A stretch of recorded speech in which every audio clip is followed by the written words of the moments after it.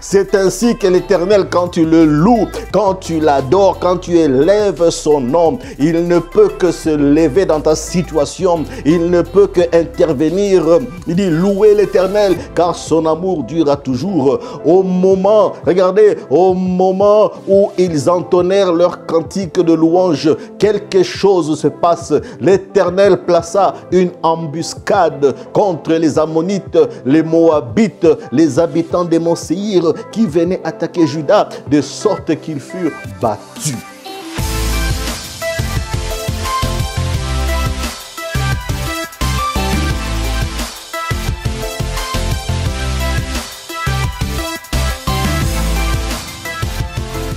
Hey, chers amis, chers auditeurs et auditrices, soyez les bienvenus à notre Nawezi podcast. Nous vous disons d'entrée de jeu, grand merci, parce que vous êtes vraiment nombreux à nous suivre et ça nous va droit au cœur. Et nous bénissons l'Éternel, notre Dieu, que cette parole fait énormément, beaucoup de bien à tous. Et je vous invite, mes amis, à partager. N'hésitez pas à partager, diffuser la bonne nouvelle.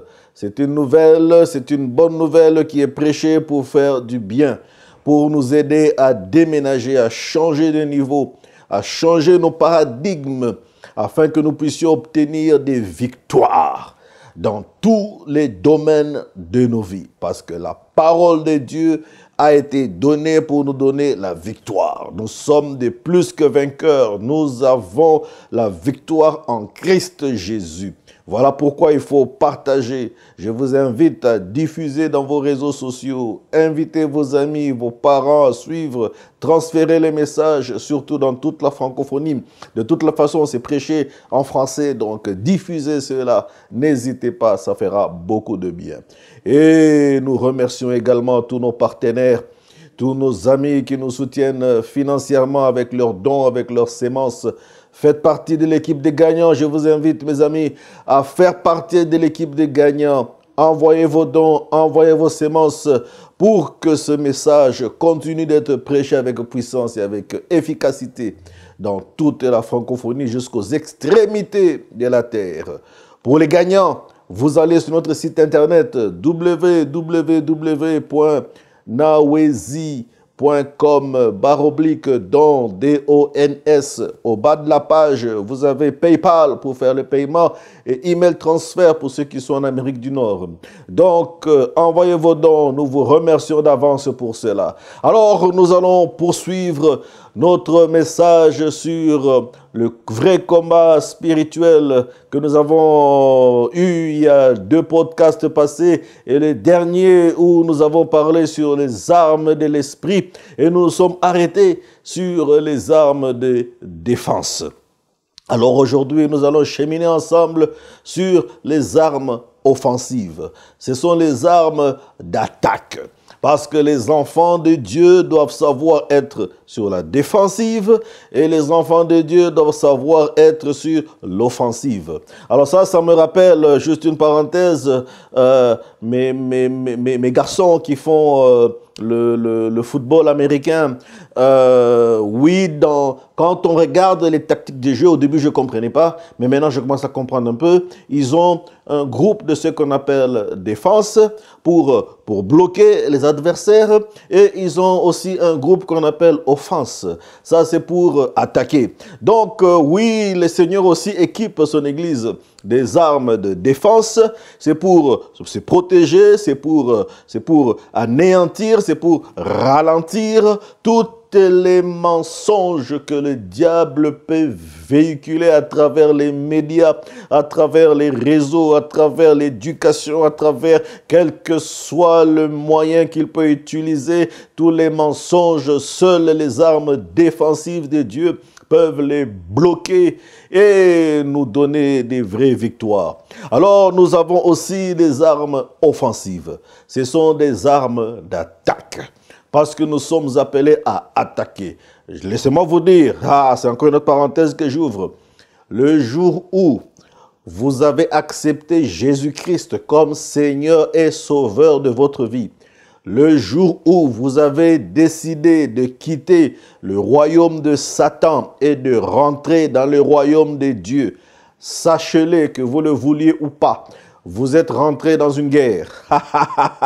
C'est la bonne nouvelle. Mais la bonne nouvelle, c'est que dans cette guerre, la victoire est assurée. Nous avons la victoire en Jésus-Christ. La victoire, la guerre, ce n'est pas contre les êtres humains. Non, la victoire, c'est contre des puissances spirituelles. Alors, nous avons aussi, parmi les armes de Dieu, des armes offensive. Alors, je vous invite, mes chers amis, à aller dans vos blocs-notes, à prendre vos stylos, à prendre vos cahiers, à prendre tous vos outils pour écrire afin que vous puissiez prendre le temps de réviser, d'intégrer, de comprendre ce message par la grâce de Dieu, que vous aussi, vous puissiez devenir des maîtres, que vous puissiez les enseigner aux autres, afin que l'armée de Dieu dans la francophonie soit une armée forte, soit une armée puissante. Ces messages, c'est pour transformer. Ces messages, c'est pour révolutionner nos façons de voir, nos façons de penser. Nous devons gagner, nous devons manifester la victoire du Christ dans cette génération. Avant que nous quittions cette terre, nous devons manifester la gloire de Dieu dans tous les domaines de nos vies. Comme ça que lorsque nous nous présenterons devant le Seigneur, qu'il ne puisse pas dire, mais comment vous n'avez pas accompli les desseins que j'avais pour vous, mais que nous puissions dire, j'ai achevé la course et j'ai combattu le bon combat de la foi, j'ai remporté la victoire. Alors, allons dans les Écritures, le chef de l'armée du Seigneur, lisons dans le livre de Josué 5, le verset 13 à 15. Le peuple d'Israël se retrouve devant une cité qui s'appelle Jéricho et le peuple est guidé par un serviteur de l'Éternel très puissant du nom de Josué qui a pris la relève de Moïse après que le Seigneur l'ait enlevé après sa mort. Donc Josué se retrouve avec le peuple face à ce grand mur de cette cité qu'on appelle Jéricho. Alors la Bible dit, comme Josué était près de Jéricho, il leva les yeux et regarda. Voici un homme s'est tenu debout devant lui. Il voit un homme debout devant lui. Son épée nue dans les mains. L'homme avait une épée prête à combattre. Il alla vers lui, Josué alla vers lui et lui dit, es-tu des nôtres ou de nos ennemis? Est-ce que tu es avec nous ou tu es contre nous? Est-ce que tu es des nôtres ou tu es de nos ennemis? Il répondit, l'homme lui répondit, non, mais je suis, j'aime ça, mais moi je suis le chef de l'armée de l'Éternel. Je suis le chef de l'armée de l'Éternel et j'arrive maintenant. Avant que vous ne puissiez vous engager dans cette bataille, de cette muraille qui est devant vous, le chef de l'armée de Dieu, donc le Seigneur a une armée. Donc nous faisons partie de l'armée de Dieu. Maintenant, le chef, dans notre version, la Bible dit le général de l'armée du Seigneur. Je suis le général de l'armée du Seigneur et j'arrive maintenant. Josué tomba le visage contre terre, se prosterna et lui dit, qu'est-ce que mon Seigneur dit à son serviteur? Quel est le message que le maître a pour son serviteur par rapport à cette situation, par rapport à ces murailles, par rapport à ce que nous voyons devant nous, par rapport à ce que tu vois dans ta vie, par rapport à ce qui s'élève comme une muraille de Jéricho devant toi, par rapport aux montagnes, par rapport aux Goliath, qu'est-ce que le Seigneur dit? Et le chef de l'armée de l'Éternel dit à Josué, ôte tes souliers de tes pieds, car le lieu sur lequel tu te tiens est saint. Josué fit ainsi. Dieu a réellement une armée, comme je l'ai dit. Regardons dans le psaume 103, verset 21. Bénissez l'Éternel, vous, toutes ces armées. Donc, vous êtes une armée. Vous, toutes ces armées, les anges de Dieu, ensemble avec les enfants de Dieu qui ont accepté Jésus comme Seigneur et Sauveur, vous faites partie, nous faisons partie de l'armée du Seigneur. Qui êtes ses serviteurs accomplissant à son bon plaisir? Vous êtes ses serviteurs accomplissant son bon plaisir. Nous sommes là à accomplir la volonté, les desseins de Dieu. Donc, nous faisons partie d'une armée. Voilà pourquoi on parle des armes. Parce qu'on ne peut pas parler des armes s'il n'y a pas une armée. Donc, nous avons une armée. Mais c'est une armée spirituelle. Ce n'est pas une armée physique. Ce n'est pas une armée charnelle. Mais c'est une armée spirituelle. Souvenez-vous, pour ceux qui lisent la Bible, dans Ézéchiel, Ézéchiel se retrouve face à des ossements desséchés. Et le Seigneur lui dit, crois-tu que ces os peuvent revivre? Ézéchiel lui dit, ah Seigneur, tu le sais.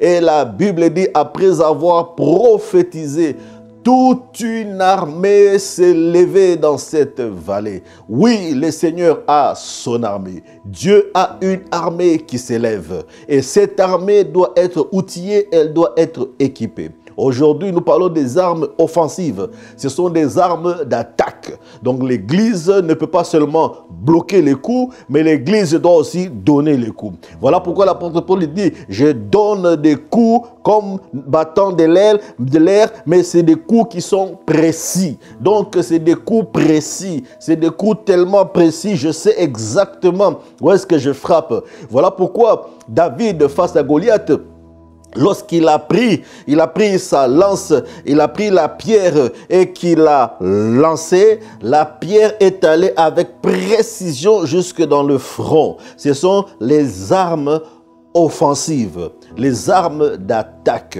Alors 1 Samuel 17, 45 me dit, David dit aux Philistins, tu marches contre moi avec l'épée, la lance et le javelot. Voici 3 armes que toi tu utilises contre moi.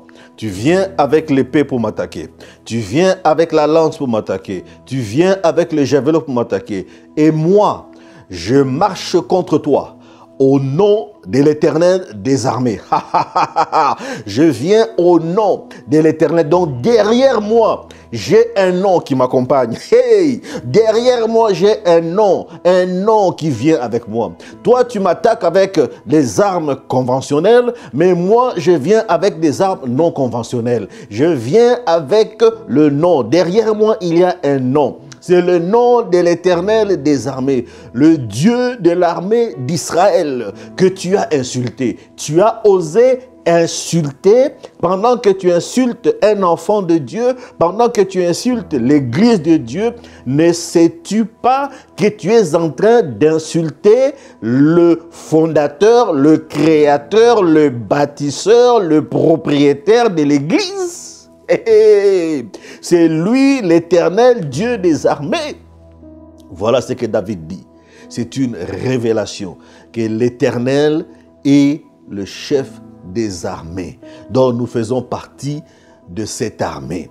1 Roi 22, 19 me dit, et Michée dit, écoute donc la parole de l'Éternel. J'ai vu l'Éternel assis sur son trône. Michée est en train de parler au roi. Il dit, j'ai vu l'Éternel assis sur son trône. Et toute l'armée des cieux s'est tenue auprès de lui, à sa droite et à sa gauche. À sa droite et à sa gauche. À sa droite, toute l'armée, toute l'armée. Toute l'armée. La Bible dit qu'en Christ, nous sommes assis à la droite de Dieu, mais en Jésus-Christ. Donc, il faut que tu sois en Jésus-Christ pour faire partie de cette armée. Si tu n'es pas en Christ, voilà pourquoi on dit sœur en Christ, frère en Christ. Si tu n'es pas en Christ, donc tu n'es pas dans cette armée. Il faut que tu fasses partie de cette armée. Donc, pour rentrer dans cette armée, Tu dois simplement ouvrir ton cœur. C'est le don gratuit de Dieu où tu acceptes Jésus-Christ comme Seigneur et Sauveur. Lorsque tu l'auras accepté, la Bible dit que le Père et le Fils viendront demeurer en toi. Automatiquement, tu fais partie, tu rentres dans cette armée, l'armée de Dieu. Alors, Apocalypse 9, 16 nous dit le nombre des cavaliers de l'armée. Le nombre des cavaliers de l'armée était 2 myriades de myriades. J'entendis le nombre. Alors quand on parle de myriades, ce n'est pas des millions. Des myriades, ce n'est pas les milliards. Les myriades, ce n'est pas des trillions. Les myriades, ce n'est pas, je ne sais pas, vous pouvez nommer les zéros et les zéros ajoutés derrière tout ça là. Donc c'est des myriades et des myriades, c'est une armée infinie, une armée sans nombre qu'on ne peut pas compter, donc indénombrable. C'est ça l'armée de Dieu. Nous faisons partie de cette armée. Ne croyez pas que vous êtes le seul chrétien dans le monde. Non. Avant nous, il y a eu des gens qui nous ont précédés. Des siècles et des siècles depuis le commencement, il y a des gens qui ont placé leur confiance en Dieu. Et à part eux, après nous, il y en aura aussi. Donc, nous sommes une armée ensemble avec les anges de Dieu. Donc, l'armée céleste, les anges, les séraphins, les chérubins et tous les archanges, nous faisons partie de cette armée. Donc, aujourd'hui, nous rentrons dans les armes offensives de la foi. Quelles sont ces armes offensive de la foi? La première arme, oh j'aime la parole de Dieu. La première arme, nous la retrouvons dans Philippiens 2, le verset 8 à 11. Il s'est humilié lui-même en faisant preuve d'obéissance jusqu'à la mort. Même la mort sur la croix. Vous voyez, on parle de Jésus. Donc il a accepté de quitter sa condition de Dieu. Et il s'est fait homme. Et il a accepté de monter à la croix déshabillé, dénudé, totalement nu. Pour toi, pour moi. Parce qu'il nous a aimés d'un amour infini et inconditionnel. C'est aussi pourquoi Dieu l'a élevé à la plus haute place. Et lui a donné le nom qui est au-dessus de tout nom. Il lui a donné le nom qui est au-dessus de tout nom. Donc la première arme offensive, c'est le nom de Jésus. Afin que, au nom de Jésus, chacun plie le genou dans le ciel, sur la terre et sous la terre. Afin que, au nom, quand tu déclares le nom de Jésus, quelque chose doit se passer dans le monde spirituel. Parce que Jésus est l'autorité suprême. Toutes les autorités et les puissances et les dominations obéissent à l'autorité suprême. Lorsque le général de l'armée déclare, quand tu déclares ce nom, quelque chose doit se manifester. Voilà pourquoi les fils du sacrificateur, du prêtre Céphas, eux n'avaient pas bâti cette relation avec Dieu. Dieu ne les connaissait pas. Ils se retrouvent face à un démoniaque. Et ils déclarent, nous te chassons au nom de Jésus que Paul prêche. Mais écoutez ce que les esprits mauvais leur disent. Ils disent, mais on ne vous comprend pas. Qui êtes-vous? Vous n'êtes pas investi de cette autorité. Parce que Jésus, on le connaît. On sait que lui, c'est le maître. Paul, nous savons c'est qui. Parce que nous avons vu comment est-ce qu'il nous a infligé. Il nous a corrigé. Parce que la Bible dit, l'apôtre Paul dit, j'ai combattu des bêtes féroces. Donc l'apôtre Paul, dans le combat spirituel, il était très fort. Alors, il s'est battu avec des bêtes féroces. Donc les esprits, le monde spirituel connaissait qui est Paul. Il faut que l'on te connaisse. Il faut qu'on connaisse que toi, tu es connu, tu es né de Dieu. Tu es marqué par le sceau du sang de Jésus. Donc automatiquement, ça te donne un chèque en blanc d'utiliser le nom. D'utiliser le nom. Je vais donner un exemple facile à comprendre.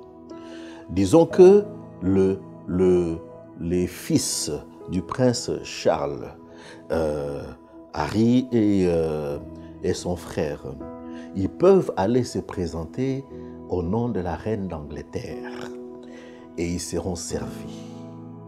Mais si monsieur et madame tout le monde se présentent pour un service au nom de la reine d'Angleterre, les gens du service vont dire, qui êtes-vous? Qui es-tu? Qui es-tu pour venir au nom de la reine d'Angleterre? Voilà ce que les démoniaques voulaient dire au fils de Céphas. Qui êtes-vous? Mais lorsque tu es né de Dieu, automatiquement, le monde spirituel reconnaît l'autorité du Christ, le nom qui t'a été donné. Parce que la Bible dit, Dieu, Jésus nous a donné son nom. Donc, nous avons la carte, nous avons le chèque en blanc d'utiliser le nom. C'est une arme. Dieu te dit, tu peux utiliser mon nom. Tu peux utiliser, voilà pourquoi David, face à Goliath, il dit, je viens au nom de l'Éternel des armées que tu as insulté. Je viens en son nom. C'est au nom de Jésus. Là, il dit, en mon nom, vous marcherez sur les scorpions. En mon nom, vous chasserez les démons. En mon nom, au nom de Jésus. Pas au nom d'une église, pas au nom d'une dénomination, pas au nom d'un groupement quelconque, pas au nom d'un pays quelconque, pas au nom de je ne sais pas quelle coutume et quelle tradition, mais seulement au nom. C'est seulement le nom de Jésus qui donne cette autorité dans le monde spirituel. C'est la première arme, le nom de Jésus. Chacun plie le genou dans le ciel, sur la terre et sous la terre. Que toutes langues reconnaissent que Jésus-Christ est le Seigneur, à la gloire de Dieu le Père. Marc 16, c'est ce que je disais tantôt, 17 à 18 dit, voici les signes.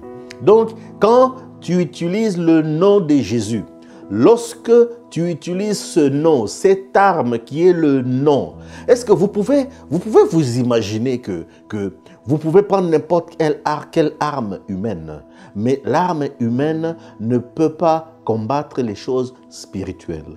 Mais vous venez maintenant dans le monde de l'esprit avec un nom.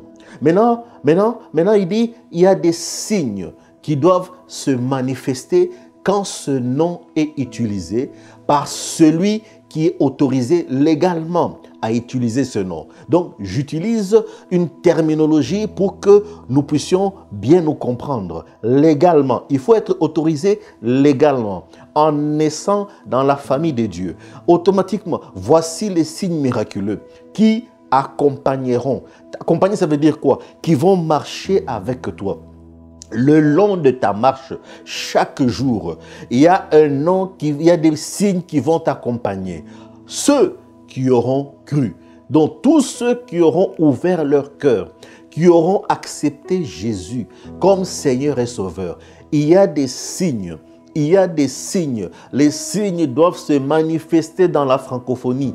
Les signes doivent se manifester dans la vie des enfants de Dieu. Les signes doivent se manifester dans ta maison, dans tes projets, dans tes activités. Les signes doivent se manifester en mon nom. Pas au nom d'une domination, mais au nom de Jésus. Ils chasseront des démons. Il n'y a aucune arme humaine qui peut chasser des démons. Mais au nom de Jésus, la Bible dit, les démons sont chassés. Voilà pourquoi, lorsqu'il est arrivé face aux démoniaques de Gadara, c'est un exemple flagrant. Parce que lorsqu'il les a menacés et qu'ils étaient une légion, ils ont dit, ne nous chasse pas de ce territoire. Dans une autre version, ça dit, ne nous chasse pas de ce pays. Donc, le nom de Jésus est capable de chasser les démons d'un pays. Donc, au nom de Jésus, tu peux parler à cet esprit qui veut se tenir devant toi de quitter le pays et d'aller, je ne sais pas où. la planète Mars si tu veux. Donc, tu as l'autorité, si tu es né de Dieu, d'utiliser le nom de Jésus, de chasser des démons. Ils parleront des langues nouvelles au nom de Jésus. Ils saisiront les serpents venimeux. Ce ne sont pas les serpents physiques comme l'on voit. Non, c'est une catégorie d'esprit. Les serpents venimeux, ils les saisiront. Les gens qui aiment la critique, les gens qui aiment les calomnies, les gens qui aiment les médisances, les gens qui aiment dénigrer. Oui, ça c'est des serpents venimeux, c'est comme des venins, ça pique. Ah, mais au nom de Jésus, là il veut dire que tu saisiras ces gens d'esprit et tu les chasseras. Et s'il leur arrive de boire un poison mortel, cela n'aura aucun mal. Cela ne leur causera aucun mal. Ils imposeront. Ils prendront leurs mains. Ils imposeront aux malades. Et ceux-ci seront guéris. Voilà que le Seigneur Jésus est en train d'introduire une dimension qui n'a jamais existé, que les humains n'ont jamais vue. Comment est-ce que tu peux prendre ta main, mais au nom de Jésus, en l'imposant sur quelqu'un qui est malade, la maladie s'en va. C'est une autre dimension, c'est une arme d'attaque. Donc maintenant, tu peux attaquer contre toutes les ruses et toutes les manigances de l'ennemi. Donc, au nom de Jésus, seulement au nom de Jésus. Ne faites pas comme les fils de Céphas pour dire au nom de Jésus que le pasteur Christian prêche. Non. Au nom de Jésus, si tu as une relation personnelle avec ce Jésus, si tu l'as accepté comme Seigneur et Sauveur, tu as l'autorité, tu as le pouvoir d'utiliser le nom. Le Seigneur te donne un chèque en blanc d'utiliser son nom. Donc la première arme, c'est le nom de Jésus.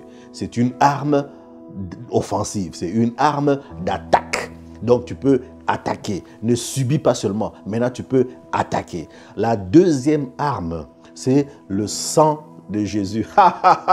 Oh my, korobrosa, le sang de Jésus. Apocalypse 12, le verset 10 à 11 me dit: puis j'entendis dans le ciel une voix forte qui disait: maintenant le salut est arrivé, ainsi que la puissance, le règne de notre Dieu et l'autorité de son Messie. En effet, il a été jeté dehors, l'accusateur de nos frères et sœurs, celui qui accuse les frères et les sœurs.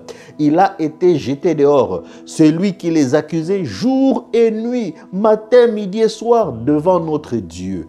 Ils l'ont vaincu grâce au sang de l'agneau. Ils l'ont vaincu. Qu'est-ce qui a permis qu'ils aient la victoire sur l'accusateur? C'est le sang de l'agneau, le sang de Jésus, le sang qu'il a versé à la croix. Et grâce à la parole de leur témoignage, la déclaration que tu fais de ce que le sang de Jésus a accompli. C'est cette déclaration qui te donne, c'est ce témoignage de ce que le sang a fait qui te donne la victoire. Donc c'est une arme d'attaque. Donc le sang de Jésus est la parole de leur témoignage. Ils n'ont pas aimé leur vie au point de craindre la mort. C'est pourquoi réjouis-toi ciel, et vous qui habitez le ciel. Mais malheur à vous, habitants de la terre et de la mer, car le diable est descendu vers vous, animé d'une grande colère, sachant qu'il lui reste peu de temps. Il sait qu'il a peu de temps. Voilà pourquoi il vient distraire les enfants de Dieu. Il sait qu'il n'a pas beaucoup de temps. Il veut amener beaucoup de gens avec lui. Ne fais pas partie de ce groupe de gens qui vont aller avec lui. Non, fais la différence. Équipe-toi, accepte Jésus, ouvre ton cœur, invite Jésus dans ton cœur comme Seigneur et Sauveur. Équipe-toi, utilise les armes offensives, le nom de Jésus, puis maintenant le sang de Jésus. Le sang, c'est un bouclier. Exode 12, 13 et 23. Pour vous, en revanche, le sang servira de signe sur la maison où vous vous trouverez. Je verrai le sang et je passerai par-dessus. Je passerai quand je verrai le sang. Ça, c'est la dernière arme que le Seigneur a donnée à Moïse et aux Israélites afin que le Pharaon puisse les libérer et qu'ils aillent adorer Dieu dans les déserts. Il n'y aura pas de fléau qui vous détruise quand je frapperai. Donc, quel que soit le fléau qui frappe le monde, le sang de Jésus te protège comme un bouclier.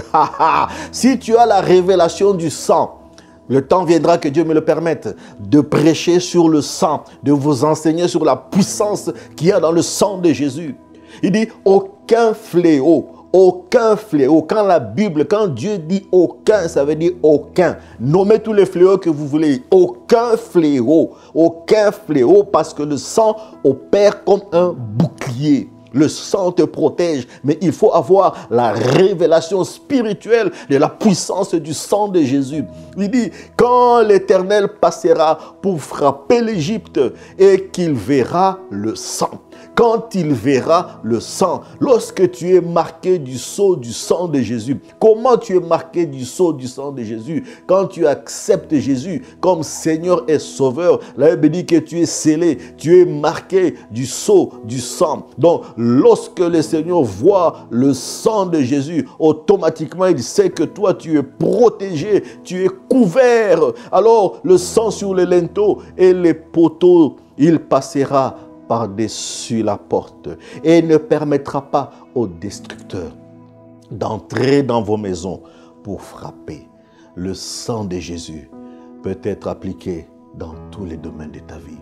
Le sang sur ta maison, le sang sur ton mariage, le sang dans ton travail, le sang dans ta voiture, le sang même dans ce que tu manges, le sang dans les études de tes enfants, le sang dans ta famille, le sang de Jésus quand tu dors, dans la nuit, le sang dans les rêves, dans les songes, dans les visions, le sang, applique le sang. Le sang, tu l'appliques chaque jour, matin, midi et soir, jusqu'à la fin de temps. Le sang, tu traces la ligne du sang. Quand la ligne du sang est là, cela empêche à l'ennemi, au diable et à ses démons de traverser. Ils ne peuvent pas traverser la ligne que tu as tracée du sang de Jésus. Tant aussi longtemps que tu n'ouvres pas la porte, le sang de Jésus est une arme puissante. Donc la première arme, c'est le nom de Jésus. C'est une arme d'attaque. La deuxième arme, c'est le sang de Jésus. C'est aussi une arme d'attaque. C'est pour attaquer. Le sang de Jésus te donne des victoires. Te donne tes victoires. Même ton dossier que tu as déposé pour une application, mais invoque le sang sur ce dossier. Invoque le sang de Jésus. Quel que soit l'endroit où tu dois être reçu pour un rendez-vous, invoque le sang avant d'y aller. Recommande ces lieux par le sang de Jésus. Recommande le rendez-vous par le sang de Jésus. Recommande la rencontre par le sang de Jésus. Recommande les personnes ou la personne que tu rencontres dans le sang de Jésus. C'est une puissance, une arme que Dieu donne à l'Église. Apprenons à utiliser les armes que Dieu donne à l'Église. Le sang, c'est un bouclier. La troisième arme, qui est encore une arme puissante. Ce sont des armes, je vous dis, la Bible dit que c'est des armes puissantes par la vertu de Dieu. Toutes les armes offensives et les armes défensives, ce sont des armes puissante. C'est ça qui désarme Satan. C'est ça qui désarme le diable. C'est ça qui désarme l'ennemi de nos âmes. C'est ça qui désarme les démons. C'est ça qui désarme la magie. C'est ça qui désarme la sorcellerie, l'occultisme. Tout ce qui désarme, ce sont des armes de Dieu, des armes offensives et les armes défensives. Le nom de Jésus est la première arme, le sang de Jésus est la deuxième arme. Et la troisième arme, c'est la louange. Oh, Korobrosa. La louange est une arme puissante. 2 Chroniques 20, 21, 22, on parle du roi Josaphat. Il s'était concerté avec le peuple et avait placé en tête de l'armée. Regardez, en tête de l'armée, donc devant l'armée, et ils vont en guerre. Mais devant l'armée, devant ceux qui sont en armes conventionnelles, il place quelque chose. Il a placé des musiciens.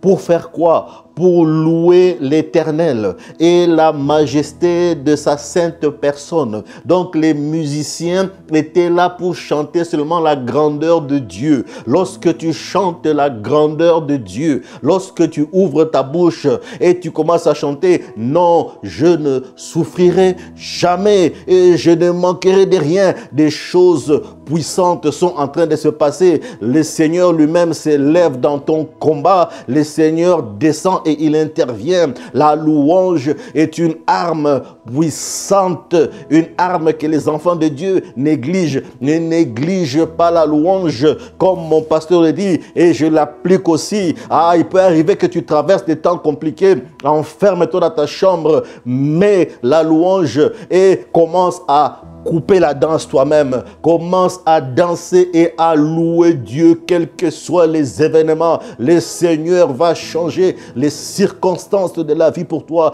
Il s'était concerté avec le peuple et avait déplacé en tête de l'armée des musiciens pour louer l'Éternel et la majesté de sa sainte personne. Il s'est mis en route devant les soldats en armes en chantant. Les soldats étaient en armes, mais les musiciens et ils chantaient. Louez l'Éternel, car son amour dure à toujours. Il louait la grandeur de Dieu. Il louait la puissance de Dieu. Il louait lorsque tu vantes Dieu dans la louange. Imaginez les hommes. Moi, je connais un pays où les hommes aiment être vantés. Quand vous commencez à les vanter, quand vous commencez à les chanter, ils ne se sentent plus. Ils sont comme le corbeau et les renards. Alors, ils ouvrent leur bec et ils laissent tomber leur fromage. C'est ainsi que l'Éternel, quand tu le loues, quand tu l'adores, quand tu élèves son nom, il ne peut que se lever dans ta situation. Il ne peut que intervenir. Il dit, louez l'Éternel, car son amour durera toujours. Au moment, regardez, au moment où ils entonnèrent leur cantique de louange, quelque chose se passe. L'Éternel plaça une embuscade contre les Ammonites, les Moabites, les habitants des monts Séir qui venaient attaquer Juda, de sorte qu'ils furent battus. Et il plaça une embuscade. Quand tu apprends à louer, je vous ai dit, c'est une arme. Les armes que nous utilisons, ce ne sont pas des armes conventionnelles. Je ne sais pas à qui je parle. Dans ta situation, apprends à t'élever. Les gens peuvent dire, mais tu traverses des temps difficiles. Comment tu peux chanter? Tu traverses des moments compliqués. Comment tu peux chanter? Dites-leur, oh, vous ne savez pas. Moi, je connais qui est mon Père. Je connais qui est mon Dieu. Mon Rédempteur s'élèvera en dernier. Dans ma situation, il va s'élever. Laisse-moi louer Dieu. Laisse-moi adorer Dieu. Laisse-moi chanter sa grandeur. Je sais que quand je le chante, quelque chose va se passer. Pendant que je parle ce message, quelque chose est en train de se passer. Il faut que quelque chose se passe. Pendant que tu écoutes ce message, quelque chose se passe dans ta maison, dans ta vie. Quelque chose se passe. Quelque chose doit absolument se passer. Lorsque nous lisons le livre de Luc 19, le verset 35 à 38, ils amenèrent l'anneau à Jésus. Jésus était prêt à rentrer dans Jérusalem parce qu'il savait qu'à Jérusalem, quelque chose allait se passer. Il allait être condamné, il allait être crucifié, mais les gens pensaient que c'était juste une perte. Mais lui, Jésus savait que c'est là qu'il allait obtenir la victoire à la croix. Une victoire pour toi, une victoire pour moi. Après avoir jeté leur manteau sur son dos, ils firent monter Jésus. À mesure qu'ils avançaient, les gens étendaient les vêtements sur le chemin. Déjà, il approchait de Jérusalem vers la descente du mont des Oliviers. Alors, toute la foule des disciples remplis de joie se mirent à adresser à haute voix des louanges à Dieu pour tous les miracles. Eux ne savaient pas que leurs louanges, ils étaient en train de prophétiser, de demander une intervention surnaturelle de Dieu. Ils ne savaient pas que le Seigneur était en train d'accorder la victoire à l'humanité, que le Seigneur allait livrer Satan publiquement à la croix de Golgotha. Ils étaient en train de louer et ne savaient pas que prophétiquement, c'était un miracle qu'ils étaient en train de déclarer. Quelque chose de miraculeux. Une intervention allait se manifester à la croix de Golgotha. Ils louaient Dieu qu'ils avaient vu. Ils disaient, béni soit le roi qui vient au nom du Seigneur. Paix dans le ciel et gloire dans les lieux très hauts. La louange est une arme puissante. Le nom de Jésus est une arme puissante. Le sang de Jésus est une arme puissante. La louange. Ah, sois un homme qui sait louer Dieu. Sois un homme qui sait louer Dieu. Je vous ai dit que la louange amène les débordements. Suivez le message sur l'onction. C'est la louange qui amène les débordements de la vie du Messie. La vie de Jésus déborde lorsqu'on le loue. Regardez dans Actes des Apôtres, le verset chapitre 16, le verset 25 à 27. Ah, de Monsieur Paul et Silas, vers le milieu de la nuit, Paul et Silas, pendant la noirceur, pendant que les problèmes t'accablent, pendant que le monde entier est endormi, pendant que ta situation est chaotique, pendant que les choses que tu traverses, tout est noir, dans la noirceur, dans la nuit, quand tu ne sais pas qu'est-ce qui va se passer demain. Ah, Paul et Silas priaient et chantaient les louanges à Dieu. Ils ont décidé, malgré qu'ils étaient frappés, ils étaient flagellés, ils étaient blessés et on les avait attachés. Il dit non, non, non, non, non, nous n'allons pas regarder les choses comme les humains. Ici, là, dans cette situation, comme on dit en bon québécois, ici, là, nous avons besoin d'une intervention. Il faut que nous voyions la main de Dieu, soit cet homme, soit cette femme qui veut toujours voir l'intervention divine, la main de Dieu intervenir dans ta situation, dans ta vie. Pendant que je parle, je vois déjà une main invisible qui est en train de descendre dans ta vie. Il chantait et louait Dieu. Les autres prisonniers les écoutaient. Donc, ils chantaient tellement fort que les prisonniers les écoutaient. Tout à coup, un violent tremblement de terre. Quand Dieu s'élève, mes ennemis se dispersent. Secoua la prison jusque dans ses fondations. Quelle que soit la fondation de Satan, quelle que soit la fondation du diable, quelle que soit la fondation des sorciers, quelle que soit la fondation des magiciens, quel que soit l'endroit où ton nom a été bloqué, quel que soit le lieu où ils sont en train de citer ton nom dans une casserole, quel que soit l'endroit où ils ont fait des marmites, où ils ont enfermé en train de faire des incantations, ils t'ont mis dans une poupée, ils t'ont mis une forme de poupée enfermée dans un cercueil, quel que soit l'endroit, pendant que tu loues et pendant que tu écoutes ces messages, tu sors de là. Pourquoi? Parce que le Seigneur lui-même est en train d'intervenir surnaturellement dans ta situation et dans ta vie, parce que tu as pris la décision de louer. Toutes les portes s'ouvrirent à l'instant même, et les chaînes de tous les prisonniers se détachèrent. Alors je prie que les portes s'ouvrent. Quelle est la porte qui était bloquée? Que les portes s'ouvrent. Maintenant que tu m'entends, que les portes de ta vie s'ouvrent, que les portes de ta situation s'ouvrent. Là où il y avait blocage, puisque tu crois dans cette parole, qu'il y ait maintenant un déblocage surnaturel au nom de Jésus-Christ. Quelque chose doit se passer pendant que tu loues. Les chaînes se brisent, les portes s'ouvrent. Le gardien se réveilla en sursaut et vit les portes de la prison grandes ouvertes. Alors il tira son épée, allait se tuer, car il croyait que les prisonniers s'étaient enfouis. Non, on n'a pas besoin de fuir, mais nous savons que l'Éternel intervient lorsqu'on le loue, lorsqu'on le chante, lorsqu'on élève son nom. Les portes des prisons se sont ouvertes. Quel est l'endroit où tu as été enfermé? Que ces portes s'ouvrent maintenant au nom de Jésus-Christ. Le nom de Jésus, le sang de Jésus, la louange est une arme puissante. Oh, la louange. Sois quelqu'un qui loue Dieu. Sois une femme qui loue Dieu. Sois un homme qui loue Dieu. Mets un peu ton sérieux, ton faux sérieux de côté. Enlève ta cravate, enlève ta veste. Sois relax devant le Créateur. Sois humble devant Dieu. Ouvre ta bouche. Ouvre ton gosier. Chante à l'Éternel. Chante des louanges. Que tes enfants entendent que tu chantes à ta chambre. Que ta femme entende.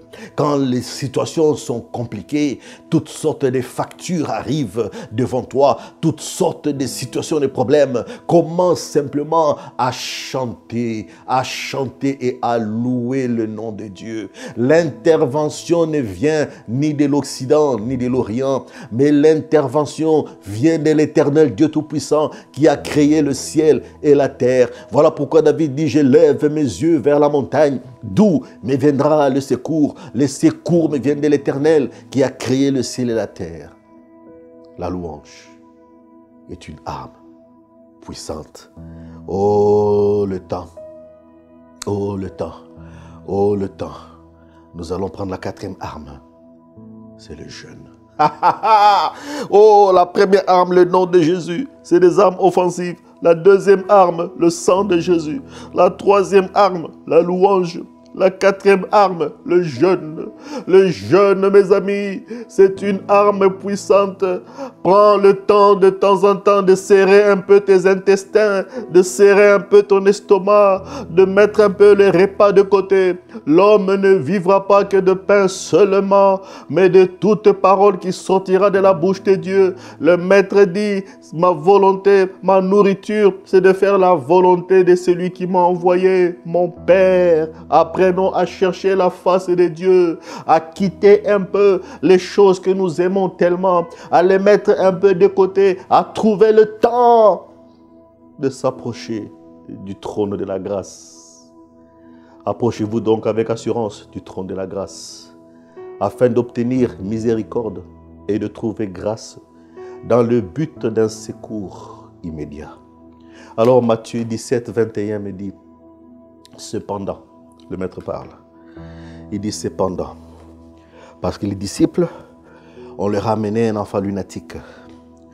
Les disciples se sont battus à chasser cet esprit, mais ils n'ont pas été capables. Quand on a amené devant le Maître l'a menacé et l'esprit est parti. Maintenant, ils disent, mais ce n'est pas possible. Maître, explique-nous un peu. Comment nous, on n'a pas été capables? Alors, Jésus leur dit, cette sorte de démons. Donc, il y a des catégories des esprits mauvais. Il y a des catégories de démons. Il dit, cette sorte-là ne sort que par la prière et par le jeûne. Donc, si tu es une femme qui jeûne, si tu es un homme qui jeûne, la victoire que tu veux avoir dans ce domaine-là, ta victoire se trouve dans le jeûne. Apprends à jeûner. Je ne sais pas à qui je parle. Apprends à jeûner. Apprends à jeûner. Jeûne avec révélation. Ne jeûne pas pour le plaisir de jeûner. Non, il faut jeûner avec une révélation. Que l'Esprit de Dieu t'a révélé de jeûner pour une cause bien précise, afin d'obtenir un résultat. Parce que beaucoup de gens jeûnent, mais c'est juste du fanfaronnage. Mais il n'y a rien de spécial qui se produit dans la vie. Après les jeûnes, la personne reste la même personne. Non, ce n'est pas ça. Le vrai jeûne, quelque chose va se passer.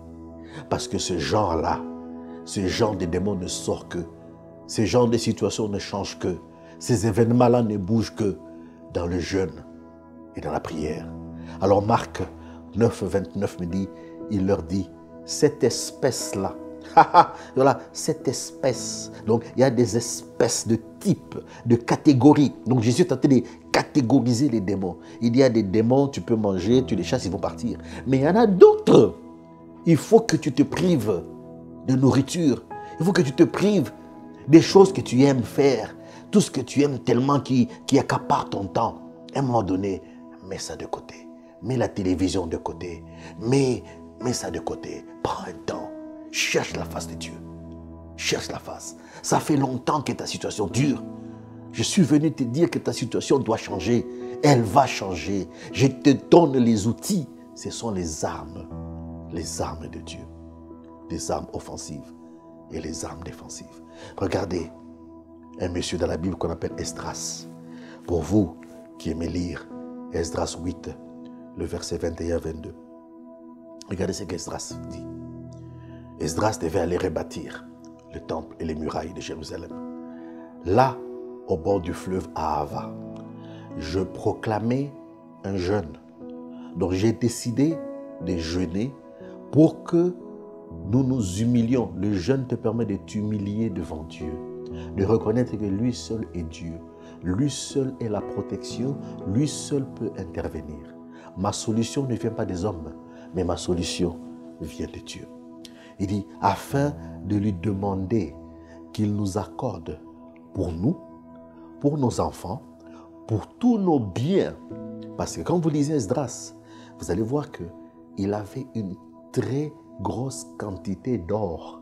Donc une quantité d'or immense qu'il transportait pour aller rebâtir le temple.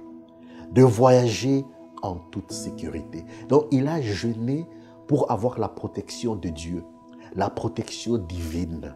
La protection vient de Dieu. La protection ne vient pas de la magie, ne vient pas de la sorcellerie. La protection ne vient pas des hommes. La protection ne vient pas des bodyguards. Non, la vraie protection vient de l'Éternel Dieu Tout-Puissant. Et il dit, pour, en toute sécurité, j'aurais eu honte. Maintenant il dit, j'aurais eu honte de demander à l'empereur de nous fournir une escorte. L'empereur pouvait fournir une escorte de soldats et de cavaliers pour nous protéger contre l'ennemi pendant la route. Car nous avons dit à l'empereur que notre Dieu, nous avons tellement vanté Dieu. Nous avons dit que notre Dieu est grand. Nous avons dit que notre Dieu est puissant. Nous avons dit que la main de Dieu est sur nous. Nous avons vanté. Nous avons dit à l'empereur, non, on n'a pas besoin d'une protection humaine. Maintenant, nous jeûnons. Nous nous humilions afin que ces dieux que nous avons vantés devant l'empereur puissent nous protéger. Dieu protège avec bonté tous ceux qui lui font confiance, tandis que sa colère pèse lourdement sur tous ceux qui l'abandonnent. Tous ceux qui l'abandonnent. Nous avons tellement vanté Dieu. Nous avons demandé que le Seigneur lui-même nous sécurise dans le jeûne. Donc, le nom de Jésus, le sang de Jésus, la louange, le jeûne. Le jeûne, c'est une arme offensive, une arme d'attaque. Ils avaient besoin d'avancer et ils étaient bloqués. Mais pendant qu'ils ont jeûné, ils ont mené leur expédition à bien. La bonne main de l'Éternel était sur eux et aucun brigand de l'époque, parce que la Bible dit qu'en ces temps-là, il y avait des brigands terribles. Aucun brigand ne s'est approché de leur cortège. Voilà le jeûne, ce que ça produit. La cinquième arme, la cinquième arme que j'aime beaucoup, parce que c'est dans ça que moi j'ai été formé. Mon pasteur, Fofi, qui est un homme de prière intense, m'a formé dans la prière. Donc j'ai été formé d'abord en tant qu'intercesseur. J'aime l'intercession, j'aime la prière. Les temps viennent où nous allons prendre un temps tous ensemble. Je veux vous inviter, nous allons prendre un temps de prière. Une prière intense, où que vous soyez. Alors cette arme, c'est la prière. La prière est l'arme ultime. La prière est l'arme ultime. Les enfants de Dieu, vous devez aimer la prière.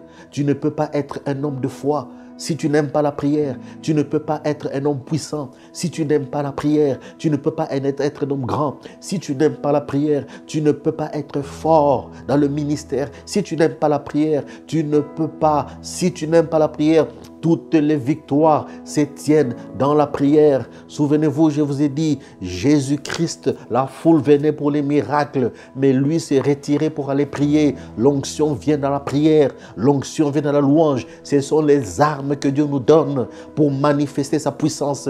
L'onction, la prière c'est la 5e arme, une arme offensive, une arme d'attaque. Acte 12, 4 à 5 me dit, lorsqu'on eut arrêté Pierre, il le fit mettre en prison et le plaça sous la garde de 4 escouades de 4 soldats chacun.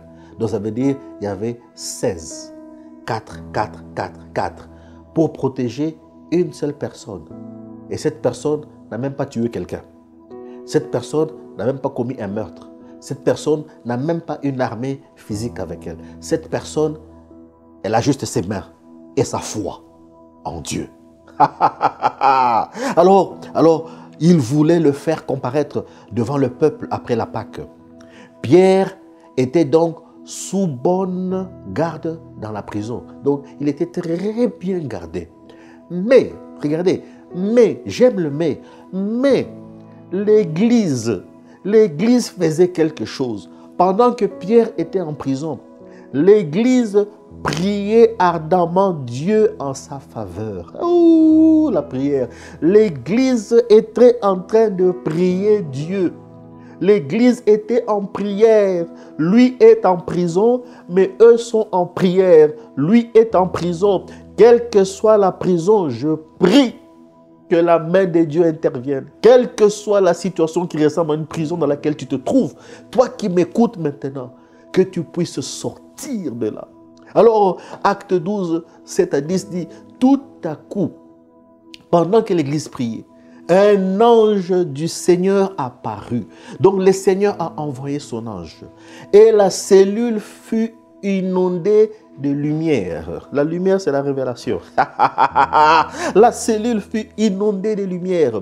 L'ange toucha Pierre au côté pour le réveiller. Lève-toi, lui dit-il. Le Seigneur te dit, lève-toi, toi qui dors. Lève-toi maintenant. Lève-toi. Au même instant, les chaînes lui tombèrent des poignets. Ah, que les chaînes tombent. Pendant que tu m'écoutes maintenant, que les chaînes tombent. Tout ce qui était comme chaîne, partout où tu avais été enchaîné, que les chaînes tombent, que cette parole vienne briser les chaînes, que l'Éternel envoie ses anges dans ta situation, que les chaînes tombent. Allons, poursuivit l'ange, mets ta ceinture, attache tes sandales. Pierre obéit. Maintenant, ajouta l'ange, mets ton manteau et suis-moi. Pierre le suivit et sortit sans se rendre compte que tout ce que l'ange faisait était réel. Il pensait qu'il était dans un film, qu'il était en train de rêver. Il croyait avoir une vision. Ils passèrent ainsi devant le premier poste de garde, le deuxième poste de garde, le troisième poste de garde, le quatrième poste de garde, parce qu'ils étaient 16. Donc, il a passé tous les postes de garde et les gardes n'ont rien fait. Donc maintenant, je te le déclare que tu vas passer, que tu es en train de passer, que ce message te fait passer, que la parole de Dieu est en train de te faire passer partout où Satan avait placé des gardes pour t'empêcher d'avancer. Maintenant, tu avances. Partout où le diable avait mis ses petits démons pour te bloquer, maintenant tu avances. Tu dois sortir de ta prison. Alors, arriver devant la porte de fer, quelle que soit la porte, une porte des reins, la porte de fer qui est placée devant toi, qui est donnée devant la ville, donc devant ta bénédiction. Tu arrives devant ta bénédiction, maintenant il y a une porte de fer. Ah, la Bible dit, celle-ci s'ouvrit toute seule. Que la porte s'ouvre. Celle-ci s'ouvrit, que la porte s'ouvre. Que maintenant la porte s'ouvre, que tu puisses accéder à ta bénédiction. Que la porte de ta vie s'ouvre, que tu accèdes à ta bénédiction. Que la porte puisse s'ouvrir. La porte s'ouvre toute seule. Ils sortirent et s'avancèrent dans une rue et soudain l'ange le quitta. La prière. Pendant qu'il était en prison, l'Église priait. la puissance de la prière.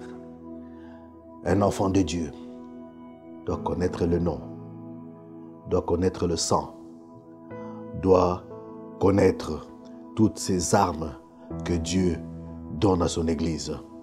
Donc, nous avons le nom, nous avons le sang de Jésus, nous avons le jeûne, nous avons la louange et nous avons la prière. La prière, c'est une arme puissante que Dieu donne à son Église. En conclusion, pour terminer, le psaume 119, verset 18. Ouvre mes yeux pour que je contemple les merveilles de ta loi. Telle est ma prière. Que le Seigneur puisse ouvrir tes yeux afin que tu voies les secrets qui sont cachés dans sa parole. Que tu découvres toutes ces armes et que tu les mettes en pratique. Voilà maintenant ce qui se passe quand tu découvres. Josué 1, 8. Que ces livres de la loi ne s'éloignent pas de toi. Médite-le jour et nuit pour agir avec fidélité, conformément à tout ce qui est écrit. Car c'est alors que tu auras du succès dans tes entreprises. C'est alors que tu réussiras. Que tu réussisses. Ta vie est une réussite. Maintenant, tu as les clés. Tu as les armes offensives et tu as les armes défensives. C'est à toi de les mettre en pratique. Un médecin peut te donner une prescription. La pharmacie va te délivrer les médicaments par rapport à la prescription du médecin avec les dosages qu'il faut. Dès que tu as ces médicaments et que tu les poses sur ta table, si tu ne les prends pas, tu ne les avales pas, eh bien, les symptômes de ce que tu souffres vont continuer. Mais dès que tu les prends et que tu les avales, automatiquement, le médicament va opérer des choses dans ton corps. C'est la même chose que cette parole. Ce sont des principes bibliques, des principes divins que tu dois mettre en pratique. Maintenant, tu t'es dit, Pasteur Christian, moi aussi je voudrais faire partie de ceux qui sont équipés des armes. C'est très simple. Mon ami, mon frère, ma soeur, ouvre ton cœur. Fais cette prière. Seigneur Jésus, je t'ouvre mon cœur. Je te reçois dans ma vie comme le Seigneur et le Sauveur de ma vie. Je reconnais que tu es venu sur la terre. Tu as été crucifié à la croix à cause de mon péché. Tu as versé de ton sang. Tu m'as racheté par un si grand prix. Maintenant, mon nom est inscrit dans les livres de vie. Je suis une nouvelle créature. Purifie-moi, scelle-moi par ton sang. Marque-moi par ton Esprit Saint. Équipe-moi maintenant, je te prie, de toutes les armes, afin que j'opère à la dimension divine dans cette génération. Soyez bénis, mes amis. Je vous aime beaucoup. Et pour les gagnants, allez sur notre site www.nawezi.com/don, D-O-N-S. Faites votre don en argent, vos dons financiers. Soutenez les bonnes œuvres afin que cette parole soit prêchée jusqu'aux extrémités de la terre. Allez au bas de la page PayPal. Vous pouvez utiliser PayPal ou email transfert pour ceux qui sont en Amérique du Nord. Soyez bénis et je vous aime beaucoup au nom de Jésus-Christ.